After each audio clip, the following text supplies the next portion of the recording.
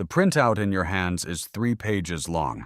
The number at the top reads $287,000. Not your money. Never your money. Not yet.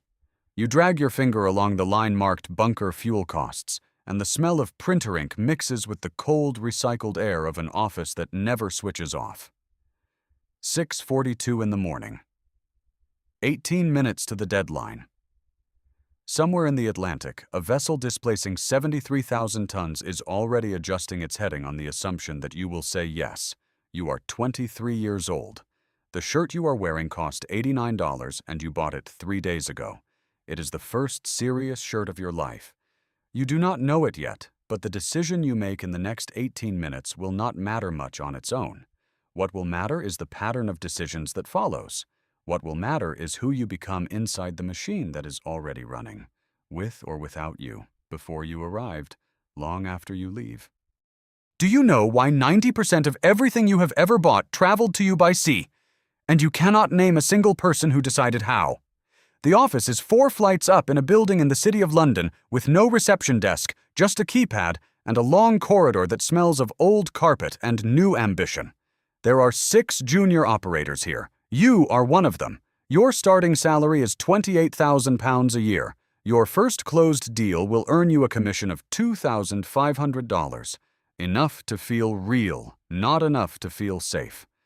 The man who teaches you everything you will ever need to know about this industry is named Peter. He is 52 years old. His tie is always slightly off-center. His voice carries the particular texture of someone who has been talking on the phone across time zones for 3 decades without stopping. On your 3rd day, he stands behind your chair, looks at the voyage estimate on your screen, and says 7 words. Fuel costs are calculated on departure, not arrival. You fix the calculation. The deal closes. A ship owner in Athens gets a contract. A grain trader in Johannesburg gets a vessel. And somewhere in the South Atlantic, 180,000 tons of coal begins its journey because you corrected a single line in a spreadsheet. You learn the first rule of this world without anyone stating it directly. A vessel does not carry cargo. A vessel carries time. Whoever controls the time of a vessel controls everything downstream. The cargo is secondary. The schedule is everything. This is not written anywhere. You absorb it the way you absorb the smell of this office. Without deciding to. On the 3rd month, you process a fixture for a route that passes through waters where an incident occurred 6 weeks prior. The word used in the internal summary is incident. The actual word would be something more specific, but that word does not appear in any document you are asked to sign. You do not ask about it out loud. No one around you asks. The additional insurance line item reads, War Risk Premium, $31,000 per voyage. You process the paperwork and move to the next call. You tell yourself this is standard routing. Every major operator uses this corridor. The insurance exists precisely for situations like this. You are probably right. The system agrees with you. The system was designed to agree with you. The vessel departs. 3 days later, a short message arrives from the port agent in Djibouti. Vessel delayed at intermediate anchorage. Non-standard situation. Clarifying. You make a note. You do not yet know what this means. In 72 hours, you will. But right now, there is a new call coming in. Singapore, 6 in the morning, their time. And that conversation cannot wait.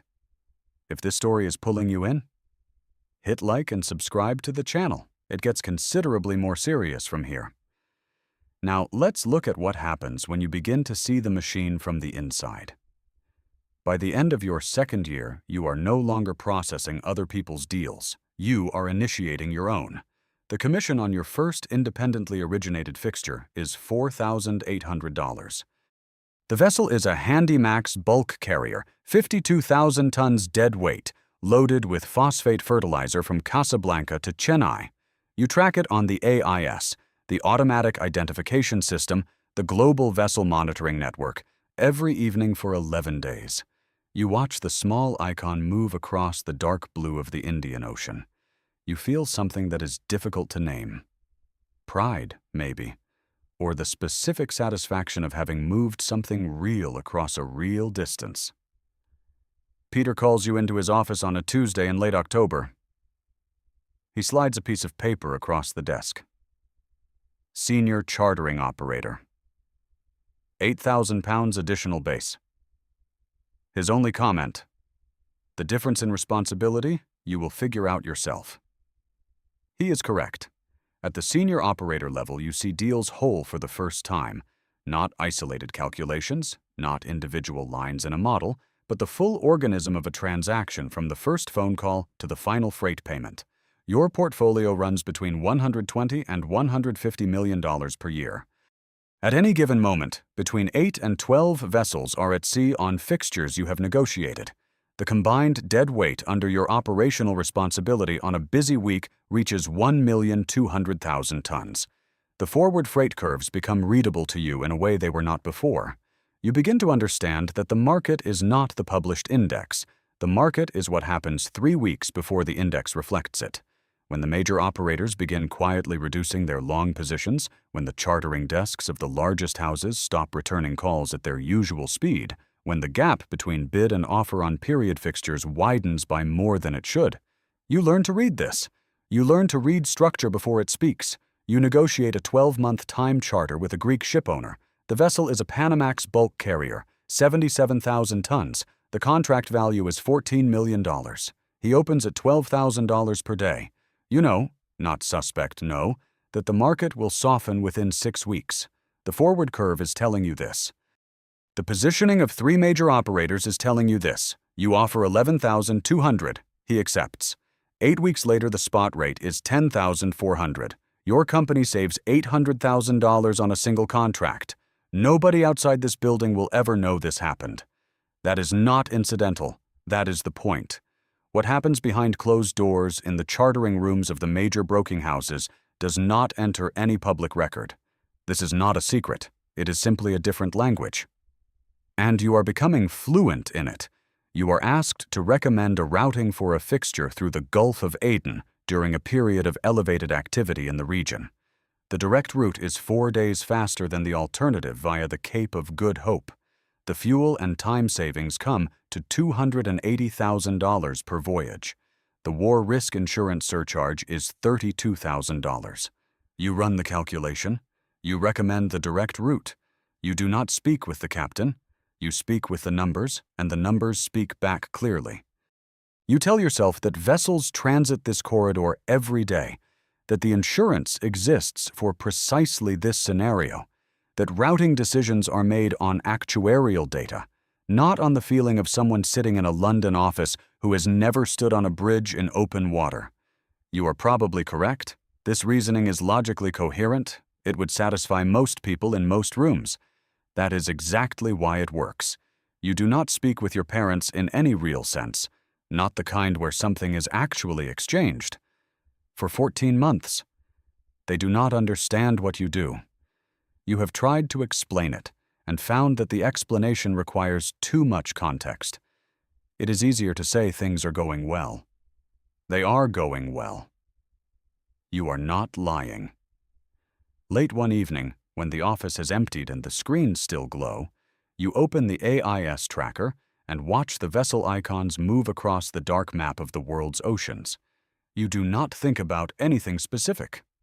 You simply watch. The krill in the food chain does not see the whale. You are beginning to see the whale. The message from the Djibouti agent resolves itself quietly.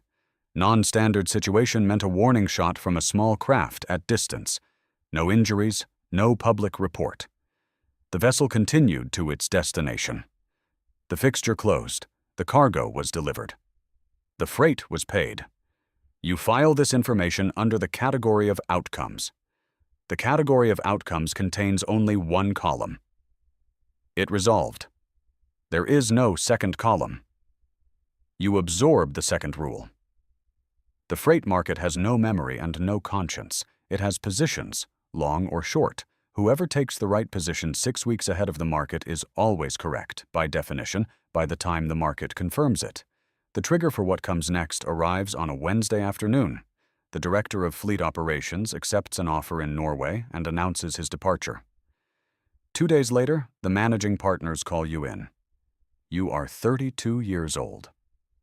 You have never worked on the ownership side of the business. They offer you the fleet director role anyway. They have seen your forward positioning on the Greek time charter.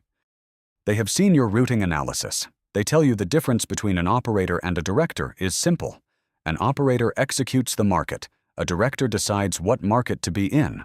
As fleet director, you manage a fleet of 31 vessels with a combined dead weight of 3,800,000 tons. Your annual chartering revenue for the division reaches $650 million. You negotiate contracts ranging from $5 to $35 million. You travel to Singapore, Piraeus, Oslo, and Tokyo, 42 trips in the first year. You have 19 people on your team, and you are responsible for knowing less and less about what each of them does, and more about whether the outcome column stays positive. In Tokyo, you structure a long-term time charter agreement for 6 Capesize bulk carriers, vessels of 180,000 tons each, with a Japanese shipping consortium. 5-year contracts. Combined contract value, $187 million. You know, because the forward data is clear, that within 2 years you will not need all of this tonnage. The structural shift away from coal is already visible in the energy transition forecasts available to anyone at your level. The contracts are financially attractive today. You sign. You will manage the excess exposure later through sub-charter arrangements that will cost the company real money. But today the numbers are right, and today is when the decision is made. 2 of your vessels are reflagged under a flag of convenience jurisdiction. The operational savings across those 2 vessels amount to $4,200,000 per year. The flag state has minimal requirements regarding crew welfare standards and wage floors. You do not frame it this way internally. Internally, it is called flag optimization. Operationally, it is called cost management. The language is precise. Precision here is a form of distance. You tell yourself that 80% of the world's commercial fleet operates under flags of convenience. That you are working within a system that predates you by half a century. That the alternative is an uncompetitive cost structure that threatens the viability of the entire operation. All of this is true. The system confirms every word. That is what systems do. What you feel when you sign the reflagging documents is neither guilt nor relief. It is the functional completion of a task. You notice this absence and do not know what to do with it. You file it alongside other things you have noticed and not acted on. On Sunday mornings, before the week begins, you make coffee and open the Baltic Dry Index on your tablet. You do this not because you need to. You do this because you no longer know how not to. The coffee cools. You do not notice. She tells you that you are always somewhere else, even when you are physically present.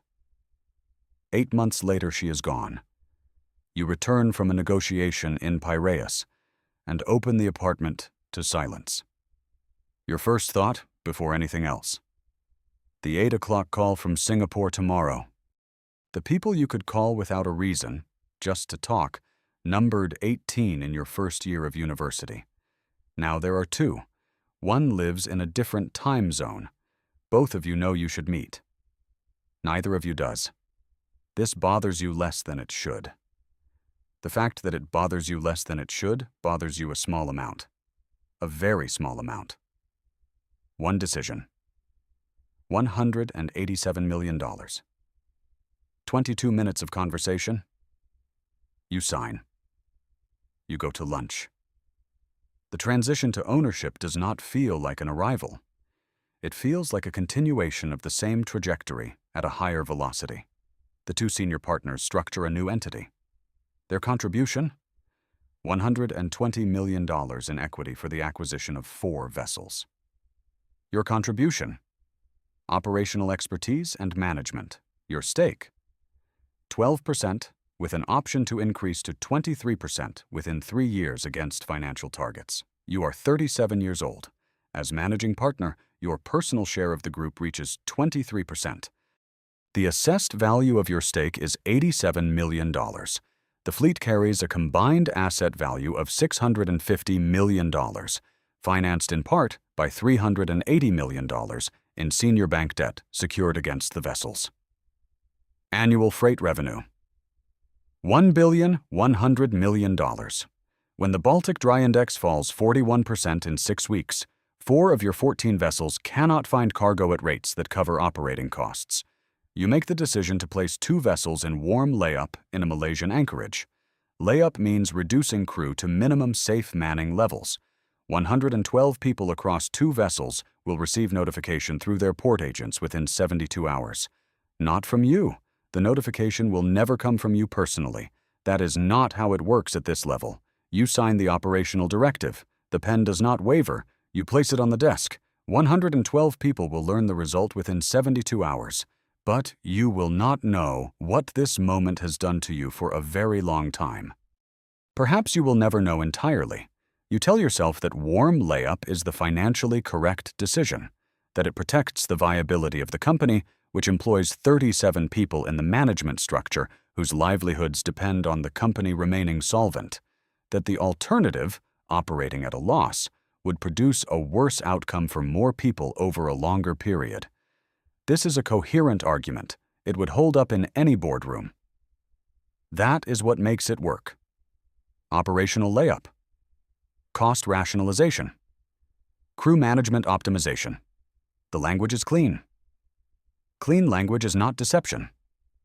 Clean language is the mechanism by which decisions of this scale become possible at all. You understand this now. Understanding it does not change anything. Understanding it is simply the next level of the same system. Chasing the market bottom, you acquire 9 additional vessels over 14 months at prices 38 to 42% below the prior market peak. Total acquisition cost: $270 million. $190 million of that is bank financed against the acquired assets. When the market turns, and you positioned for this, you saw the turning point in the structural data 8 weeks before it appeared in the index. The assessed value of those 9 vessels increases by 61%. Your personal share of that increase, $82 million. You look at the number. You feel something that is closer to calculation confirmed than to joy. You close the report and open the next document. The third rule is not spoken at any meeting. It exists in the behavior of everyone who reaches this level. In shipping, money is not made on freight. Freight is operational cash flow. Money is made on the correct side of the asset cycle. Freight pays the interest. The cycle pays the principal. And then some. You now sit on the boards of 3 industry associations. In those rooms, information moves differently. You learn about regulatory changes months before they become public. You see fleet positioning data that no external analyst can access. You understand demand shifts from trade flow intelligence that exists only inside the closed network of major operators. The information is not stolen. It is simply located at a level where you now exist. It was always there. You simply could not reach it before. At a closed session of senior operators during a period of market softness, the discussion turns to tonnage supply management during the low-demand quarter. No formal agreement is reached. No document is signed. The conversation is described afterward as an exchange of market views. You know, and everyone in the room knows, that if 3 of the largest operators coordinate their vessel positioning over the next 6 weeks, spot freight rates will rise between 18 and 22%. You also know what 18% higher freight rates on bulk grain routes means for the landed cost of wheat in import-dependent markets. Egypt imports 12 million tons of wheat annually. You understand the arithmetic. You remain in the room. The 4th rule: you no longer move cargo. You move prices. The cargo follows. That is what it means to control a trade route. You have $492 million in assessed personal net worth. You cannot sell your stake without destabilizing the company's financing structure. You cannot reduce your operational involvement without triggering covenant clauses in the senior debt agreements. You cannot say no to a new process without sending a signal that will be remembered and interpreted by partners, banks, and counterparties. The larger the machine, the more completely it holds you inside it. This is not a metaphor. This is the contractual and structural reality of operating at this scale. You fly business class from London to Singapore. 14 hours. You do not watch a film. You do not sleep. You look out the window at the darkness below, and somewhere down there in that darkness your vessels are moving.